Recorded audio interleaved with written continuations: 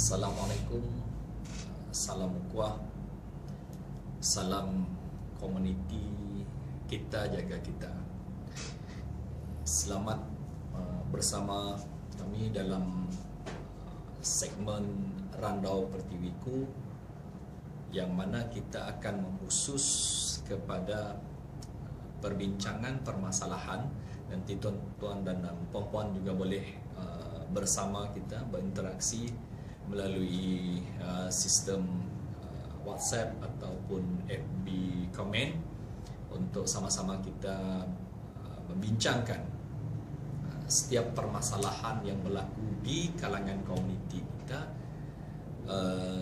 dan bagaimana komuniti itu memperkasakan nilai kendiri, yakni komuniti kita jaga kita.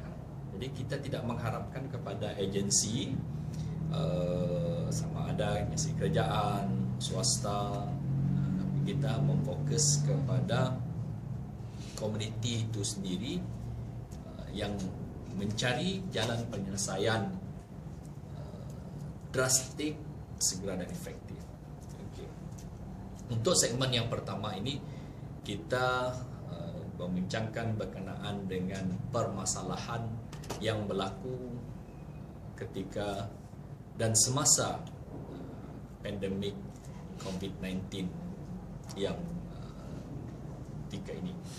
Okay, tanggal 18, semua sedia maklum, 18 Mac 2020, negara kita dikejutkan dengan satu sistem perintah kawalan pergerakan yang mana semua sektor ekonomi, sosial dan segala-galanya terhad dan ada yang ditutup. Dan yang paling terkesan di antaranya adalah sistem pendidikan kita, sistem pendidikan anak-anak kita, yang kada baru bermula lebih kurang dalam 2 bulan setengah, malah ada yang penjadwalan masih belum lagi tersusun. Jadi di sini kita hendak membincangkan dari sudut permasalahan yang dihadapi oleh pihak pelajar, warga pelajar, ibu bapa dan penjaga mereka ketika fenomena ini berlaku. Nah, kita bincangkan dalam 2 segmen. Yang pertama kita bincang dari segi keperluan dan kemudahan yang permasalahan yang dihadapi oleh para warga pelajar, ibu bapa dan penjaga ini. Sebab apabila berlakunya perintah kawalan pergerakan, maka kita diperkenalkan dengan norma baru, iaitu work from home, sistem pembelajaran online ataupun study from home. Baik, itu ketika tadi kita bincangkan dari segi perspektif dua perspektif, 2 segmen. Okay. Yang pertama keperluan.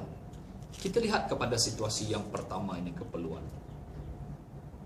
Apabila berlaku, apabila sebuah keluarga ini hanya mempunyai satu gadget, smartphone, dan di dalam keluarga ini pula mereka ada beberapa orang anak, ini lebih daripada seorang.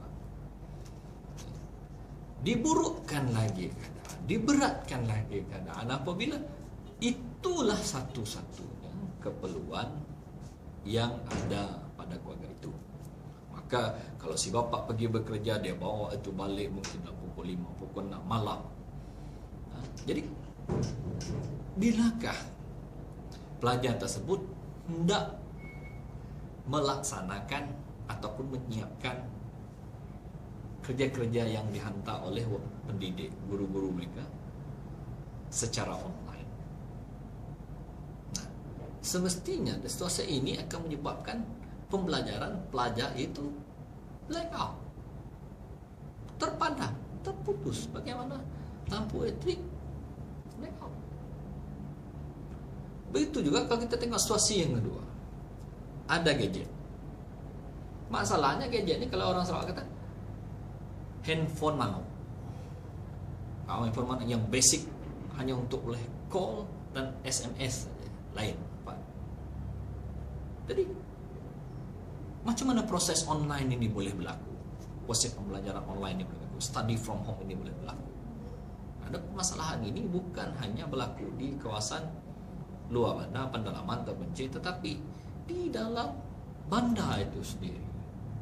Contoh kumpulan golongan miskin bandar, asnaf, fakir, ini yang berlaku di kalangan komuniti kita. Dari sudut yang kedua, kita lihat kepada tiada capaian jaringan internet. Ini memang boleh katakan khusus kepada kawasan terpinggir, Pulau Bandar. Malah ada di kawasan bandar yang jaringan dia kurang. Jadi itu kita tengok viral sehingga ada yang duduk atas pokok, ada yang duduk di belakang four wheel, di tepi ladang sawit. Jadi apabila ini berlaku, keselamatan bagaimana? Keselamatan warga pelajar ini tadi.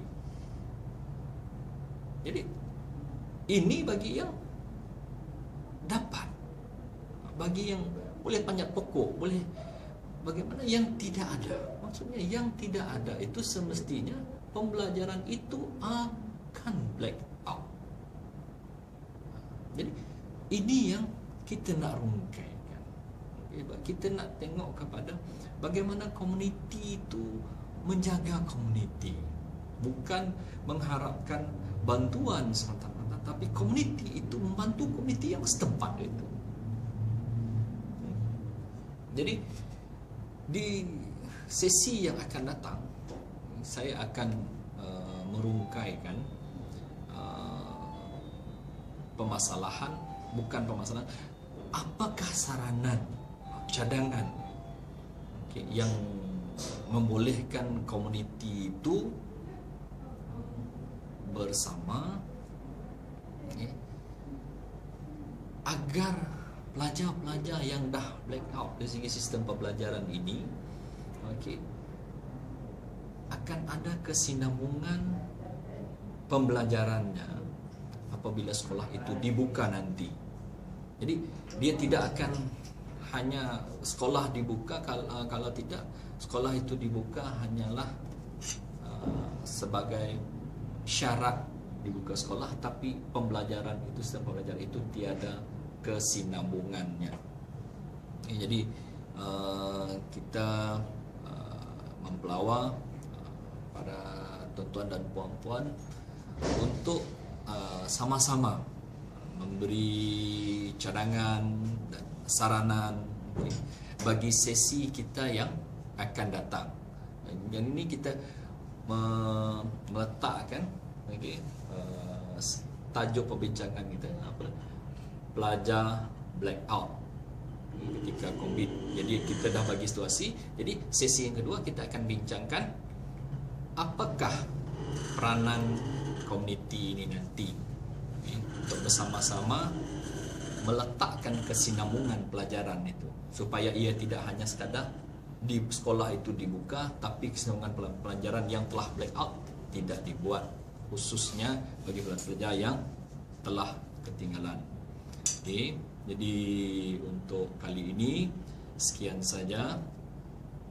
Dan ingat, kita adalah komuniti, kita jaga kita. Sekian, billahi taufik. Wassalamualaikum warahmatullahi wabarakatuh.